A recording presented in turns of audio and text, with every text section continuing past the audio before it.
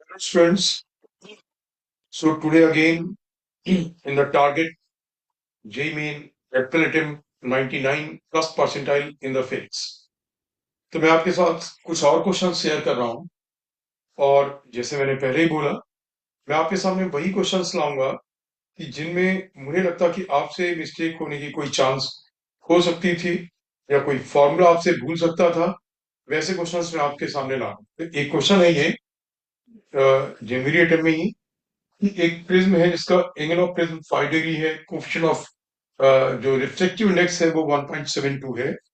अब उन्होंने बोला एक दूसरा प्रिज्म आप इसके साथ आपको अटैच करना है, उस प्रिज्म का angle of prism is angle of prism जो है आपका पूछा गया आपसे कितना होना चाहिए और रिफ्लेक्टिव इंडेक्स की वैल्यू 1.90 है, सो दैट कि जो कॉम्बिनेशन होगा उस कॉम्बिनेशन से डेविएशन ना हो, डिस्पर्सन हो, मतलब दिस शुड बी और डिस्पर्सन विदाउट डेविएशन। तो बच्चों अब जैसे ये क्वेश्चन की बात की जाए, दो फॉर्मूले हैं इसमें, एक बनता है डिस्पर्सन विदाउट डेविएशन और एक होता है डेविएशन विदाउट डिस्पर्सन। अब अगर मान के आपको फॉर्मूला नहीं याद है तो फिर कर पाना बड़ा मुश्किल है, मतलब दोनों केसेस आपको याद होने चाहिए से। फिर डिस्पर्सन विदाउट डेविएशन, तो आप देखो एक प्रिज्म जिसका एंगल ए है उसके थ्रू डेविएशन कितना होता है, deviation delta is equal to A into mu minus one, और डेविएशन होता किस ओर है, बेस की ओर। जैसे यहां से लाइट डालोगे तो डेविएशन किस ओर होगा, बेस की ओर। इसका मतलब कि इफ यू वांट कि डेविएशन ना हो तो एक प्रिज्म का बेस यहाँ है और एक प्रिज्म का बेस यहाँ पे होगा, ये एंगल ए डैश है। आपसे ए डैश की वैल्यू पूछिए, इसका म्यू दे रखा है। तो इस वाले प्रिज्म का डेविएशन जितना डाउनवर्ड्स होगा, इस वाले प्रिज्म से डेविएशन उतना अपवर्ड्स होना चाहिए। तो आपने कहा A one mu one minus one is equal to A two mu two minus one. आपको ए वन की वैल्यू नोन है, म्यू वन की वैल्यू नोन है, म्यू टू की वैल्यू नोन है, आपको ए टू कैलकुलेट करना। So this is for what, this is for the dispersion without deviation, right. सो मेरी एडवाइस है आप अपनी जो मेरी नोटबुक है, ठीक है, या आपकी बुकलेट है, इन दोनों में है, आप वो वाला फॉर्मूला भी याद कर लेना जिसमें होगा कि डेविएशन विदाउट डिस्पर्सन, मतलब डेविएशन तो हो बट डिस्पर्सन ना हो। Is that clear? This is clear ना? आप ये दोनों फॉर्मूले बस आपको याद होने चाहिए, इसमें कोई और कॉन्सेप्ट नहीं, बस सीधे सीधे फॉर्मूला आता है, क्वेश्चन सीधे ऐसे ही आते हैं। मतलब मैंने देखा एक बार ऐसा क्वेश्चन जो आया था कि डेविएशन विदाउट डिस्पर्सन वाला क्वेश्चन जेई एडवांस में भी आया था और सीधे फॉर्मूले पे बेस्ड फॉर्मूला आता है, आप कर दोगे। Now see the next question. Next है, ये क्वेश्चन भी मिस्टेक का कोई चांस बनता है इसलिए मैं बता रहा हूं। और दो क्वेश्चन टफ नहीं है, मैकेनिक्स का बिल्कुल इजी क्वेश्चन। उन्होंने एक मासलेस रॉड है 1 मीटर की, 1 मीटर लॉन्ग, और इसके एक एंड पे एक स्मॉल मास का एक छोटा सा स्फीयर है, राइट। और अभी ये 60 डिग्री पे रॉड है, वर्टिकल से इसे फ्री छोड़ दिया गया, ये रोटेट करके नीचे आएगा ब्लॉक, ये रॉड रोटेट करके नीचे आएगी इस ब्लॉक से, और यहाँ पे एक दूसरा आइडेंटिकल मास एम है, इन दोनों के बीच का कोलिजन दिया हुआ कि परफेक्टली इलास्टिक है। तो ये बोला गया कि इस जो ये हुप है आर रेडियस का, इस हुप की रेडियस आर कितनी होनी चाहिए, सो दैट कि ये जो बॉल है जब इससे टकराएगी इससे मोमेंटम मिलेगा, तो ये जो बॉल है ये ऊपर की ओर जाएगी, सो दैट कि ये पूरा ये सर्कल, हुप का सर्कल कंप्लीट करने, वर्टिकल सर्कल कंप्लीट करने के बाद ये क्यू तक पहुंच जाए। अब देखो उन्होंने बोला क्यू तक पहुंच जाए, इसी क्वेश्चन का सिंपल फॉर्मेट ये हो सकता है कि यहाँ पे ये आर की वैल्यू कितनी होनी चाहिए, सो दैट कि इस स्फीयर का जो वर्टिकल सर्कल है कंप्लीट होता है। इस दैट अगर मान लो कि यहाँ तक वर्टिकल सर्कल कंप्लीट होता है तो ऑब्वियसली आगे का पाथ वैसे ही टेबल हो जाएगा जैसे इसके पीछे का था। And you know vertical circle में अगर इसे पूरा सर्कल कंप्लीट करना है, जस्ट पूरा सर्कल इसे कंप्लीट करना वर्टिकल सर्कल, तो यहाँ पे इसकी वेलोसिटी कितनी होनी चाहिए, √5 आप देखो यहाँ से जब ये एम मास का ब्लॉक यहाँ पे पहुंचेगा तो इसकी पोटेंशियल या लॉस कितना होगा, ये 60 डिग्री, सो ये आर, तो ये आर बाई 2 आ जाएगा, है ना। ये 1 मीटर, ये 60 डिग्री, तो ये लेंथ कितनी आ रहेगी, ये लेंथ आ रहेगी आपकी 1 cos 60, that is what, r/2। और बाद में ये लेंथ दे रखी कि पूरी ये 1 मीटर, ये इस पॉइंट से इस पॉइंट तक की जो डेप्थ है ये 1 मीटर है, फिर पूरी 1 मीटर, और ये अभी इसकी जो हाइट यहाँ पे थी ½ मीटर पे थी, तो पोटेंशियल या लॉस कितना हुआ, mg इंटू हाफ, ये 1 मीटर और ये हाफ मीटर ये वाला, तो this becomes what mg into what half potential या loss. So that we could what gain of kinetic energy. So that we half mv square. तो इससे स्टूडेंट्स v की वैल्यू आ गई कितनी, रूट ऑफ g. अब यहाँ पे जो वेलोसिटी है, अगर ये सर्कल पूरा कंप्लीट हो रहा है, so that will be what root of 5 r. So root of 5 r is equal to root of g. इसका मतलब ये आ गया 5r is equal to 1. So r equals what, r equals to 1/5 metre. सो बच्चों जैसे आपको लग रहा हो कि इस क्वेश्चन में था ही क्या, बहुत इजी था, बट पॉइंट क्या है, जब एग्जामिनेशन कंडीशन में वो आपको बोलते हैं कि इसे हमें क्यू पॉइंट तक पहुंचाना है, यहां तक जस्ट नहीं पहुंचाना है, या उन्होंने लैंग्वेज को सिंपल नहीं किया, ऐसा क्यों वो लोग बोलते हैं इसका ये जो स्मॉल मास ए मास का स्फीयर है, it just completes the whole, it just completes the vertical circle. जो जनरली आपको इंफॉर्मेशन याद होती है कि लोएस्ट पॉइंट की वेलोसिटी कितनी होनी चाहिए, चाहे ये ब्लॉक स्ट्रिंग से अटैच होता या एक हुप के अंदर है, स्मूथ हुप के अंदर है, वर्टिकल स्मूथ हुप के अंदर, तो यहाँ पे आप बोलते हैं कि वर्टिकल सर्कल कंप्लीट होने के लिए मिनिमम वेलोसिटी लोएस्ट पॉइंट पे क्या होनी चाहिए, root of 5 r. Is that clear? So language को थोड़ा सा चेंज करा, इसलिए मुझे ऐसा लगा बच्चे इसमें सोच सकते हैं कि यहां तक पहुंचाने के लिए क्या करना है. आप समझ गए, यहां तक अपने आप से पहुंचेगा, इस वर्टिकल सर्कल को कंप्लीट करा दो तो ये गिर करके अपने आप से यहाँ पे पहुंचेगा, इसे टच करते हुए. Now see next question. हाँ, एरर्स में भी, एरर्स में जनरली क्या होता है कि बच्चे प्रिपेयर किस तरीके करते हैं, जैसे बोलोगे एक सिंपल पेंडुलम की लेंथ इतनी है, 20 ऑसिलेशंस का टाइम इतना है, और हमें जी की वैल्यू इससे कैलकुलेट करनी है, लेंथ दे दी गई, 20 ऑसिलेशंस का टाइम दे दिया गया, और लेंथ और टाइम के देने में उन्होंने कि उसमें कितनी एक मैक्सिमम पॉसिबल एरर है वो भी उन्होंने बता दिया, तो जी के कैलकुलेशन में कितनी फ्रैक्शनल एरर आएगी या परसेंटेज एरर आएगी. मतलब व्हाट कि आपको एक फिजिकल क्वांटिटी का दूसरी फिजिकल क्वांटिटी से रिलेशन है, वो रिलेशन सम का, डिफरेंस का, मल्टीप्लिकेशन का, डिवीजन का है, और उसके बाद आपको कुछ पैरामीटर्स, मेजरेबल पैरामीटर्स हैं जिनके मेजरमेंट दे रखे हैं, और दूसरे पैरामीटर का उस पर डिपेंड करता है, आपको उसकी परसेंटेज एरर या फ्रैक्शन एरर निकालनी है. तो आपको जो रूल है उसके वो करते हो. यहाँ पे इन्होंने क्वेश्चन क्या किया, जो बिल्कुल 11th क्लास में one of the most fundamental चीज होती है, यहाँ पे पूछा गया एक रॉड की लेंथ की 4 रीडिंग है, उन्होंने इसमें calculate relative error with the average length, relative error calculate करनी थी विद द एवरेज लेंथ. तो आपको बच्चे दो काम करने इसमें, करना कैसे, एक तो आप इसकी एवरेज लेंथ निकालो, average length equals to L1 plus L2 plus L3 plus L4 upon what 4, सबका sum upon 4, that becomes what average length. उसके बाद क्या करो, आप निकालो डेल्टा L1. डेल्टा L1 जैसे मैं बता देता हूं क्या होगा, जो आपकी एवरेज लेंथ आएगी तो ये होगा आपका L1 difference average length, right. ऐसे ही आपका डेल्टा L2 आएगा, L2 डिफरेंस एवरेज लेंथ. मतलब आपको ये नहीं करना कि निगेटिव आएगा पॉजिटिव आएगा, सबको पॉजिटिव फॉर्म में निकाल.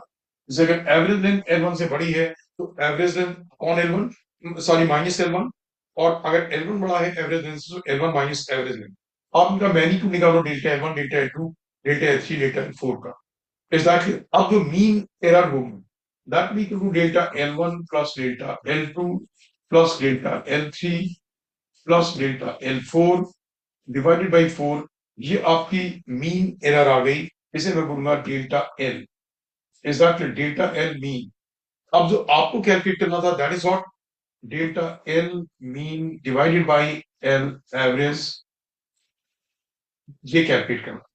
तो आप ये कैलकुलेट कर लोगे, तो मैं आपकी नोटिस में वो ला रहा हूं कि कहीं ये चीज आपने प्रैक्टिस में नहीं की मालूम. राइट. आप एरर्स के दूसरे टाइप के क्वेश्चंस में पढ़े रहे, और जब क्वेश्चन आया वो बिल्कुल वो बेसिक क्वेश्चन आया जो 11th में बिल्कुल स्टार्टिंग में आपको स्कूल के लिए बताया जाता है. तो आपकी नोटिस में ये चीज आ गई, फ्यूचर में आएगा तो ऑब्वियसली आप करेक्ट करोगे. Now see the next. 99 plus percentile का मतलब है कि you are very close to the 100 percentile. That means कि एरर का एक चांस भी कॉन्सेप्ट की वजह से, कैलकुलेशन की वजह से, क्वेश्चन की लैंग्वेज की वजह से, कॉन्सेप्ट की ट्विस्ट की वजह से किसी भी तरीके से आपको 1% चांस भी नहीं छोड़.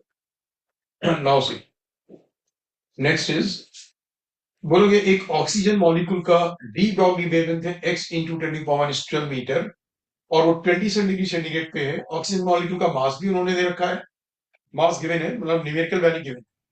डी ब्रॉगली कांस्टेंट और बोल्ट्जमैन कांस्टेंट के की भी न्यूमेरिकल वैल्यू उन्होंने पूछा what will be the value of x. अब आप देखो बच्चों ये कैसे है। आप देखो कि किसी भी पार्टिकल की जो डी ब्रॉगली वेवलेंथ लैम्डा है, lambda is equal what H over P, यही होता है ना। और पी को काइनेटिकली ये फॉर्म में लिखोगे that will B H over, उन्होंने इस क्वेश्चन में एच की वैल्यू भी दे रखी है। एच की न्यूमेरिकल वैल्यू आपको याद ही होती है, बट उन्होंने क्वेश्चन में एच की न्यूमेरिकल वैल्यू दे रखी है। अब H equal to P kinetical के टर्म्स में क्या होगा, root of twice of M into K. Is that clear. अब देखो आपको एच दे रखा है, मास दे रखा है, 27 डिग्री सेंटीग्रेड पे ऑक्सीजन मॉलिक्यूल है, तो आप उसकी काइनेटिक एनर्जी क्या, राइट। तो यहां पे यूज किया गया काइनेटिक थ्योरी ऑफ गैसेस। तो काइनेटिक थ्योरी ऑफ गैसेस में अगर कोई आइडियल गैस है, उसकी जो काइनेटिक एनर्जी होगी उसे हम लेते हैं 3/2 k। अब बच्चों यहाँ पे एक कंफ्यूजिंग पॉइंट क्या था, ये इसकी काइनेटिक एनर्जी के ही हो।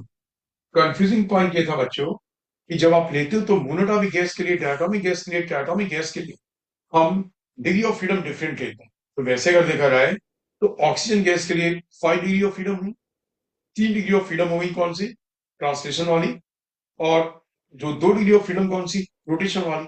पर जब आपको कुछ नहीं दे रखा है उन्होंने ऐसा, आपको एक आइडियल मॉलिक्यूल के लिए हम जो काइनेटिक एनर्जी लेंगे that will be what 3/2 kT होगी बस, ठीक है ना। Half kT into 3 that is what 3/2 kT होगी। तो अब आपको के दे रखा है, टेम्परेचर टी 300 केल्विन दे रखा है, 27 डिग्री सेंटीग्रेड मींस 300 केल्विन। तो आप यहाँ पे काइनेटिक एनर्जी की वैल्यू डालोगे, मास एम की वैल्यू, न्यूमेरिकल वैल्यू डाल दोगे, दे रखी है, एच की वैल्यू डाल दोगे, लैम्डा रहेगा, इससे कंपेयर करोगे, और एक्स की value.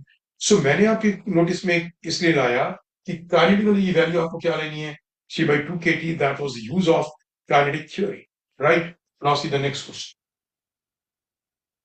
Next question students, it was a good question, आपसे कॉन्सेप्चुअली भी इसमें मिस्टेक हो सकती थी अगर आप थोड़ा सा भी कैजुअली इसे लेते। इन्होंने बोला हमारे पास 4 सिलिंडर्स हैं, ये जो मैंने दिखा रखी है रॉड की तरह, रॉड नहीं ये सिलिंडर्स हैं।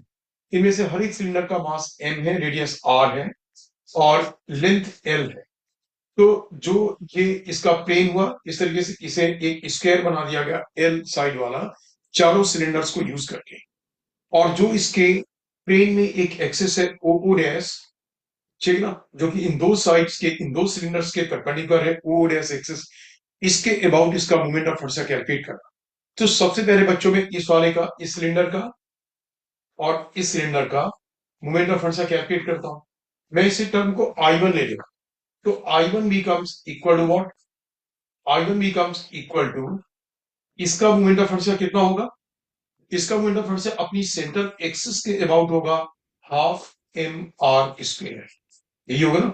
एक सॉलिड सिलेंडर का अपनी एक्सिस के अबाउट हाफ mr स्क्वायर।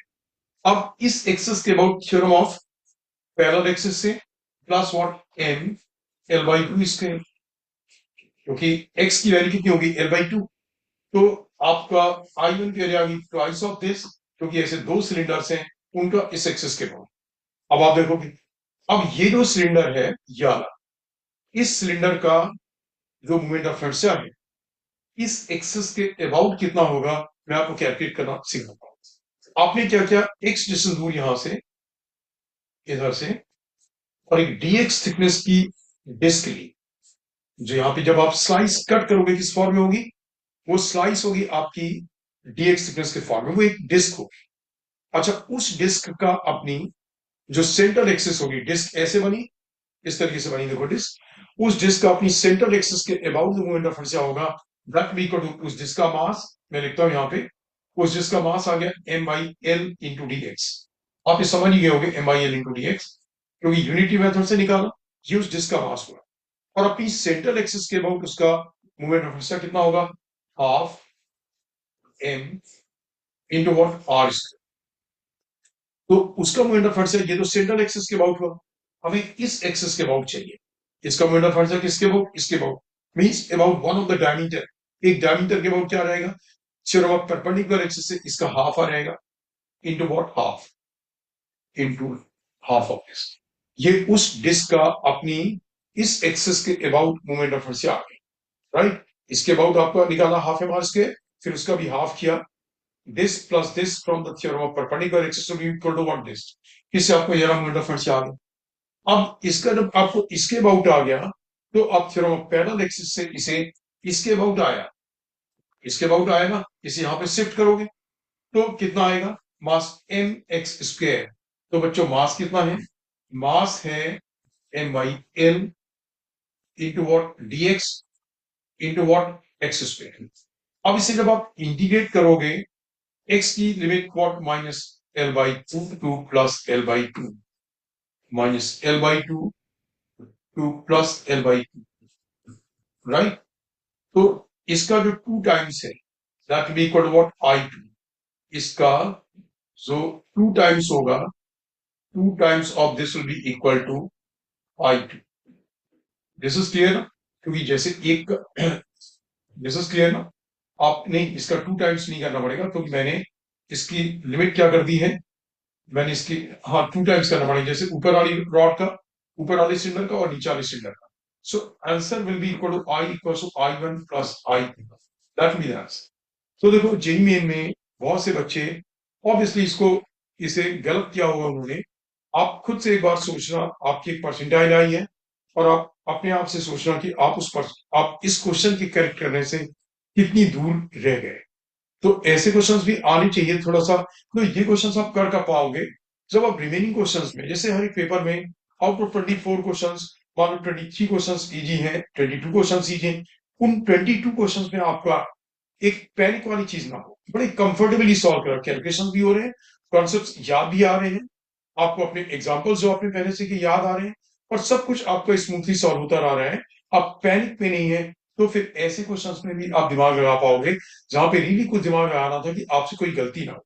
इन दो सिलेंडर्स का इसके बाद निकालना बहुत इजी, बट जो ज्यादा सिलेंडर है इस सिलेंडर का इस एक्सिस के बाद निकालने में, जब आप एक्स डिस्टेंस पे डीएक्स में इसकी स्लाइस लेते हैं तो आप सोचते हैं वो स्लाइस तो एक डिस्क है, उस डिस्क का मास और इस एक्सिस के अबाउट आ रहा था, फिर आप इस एक्सिस के अबाउट निकालते और फिर उसे चलो पैरेलल एक्सिस से शिफ्ट करते इस वाली एक्सिस के अबाउट।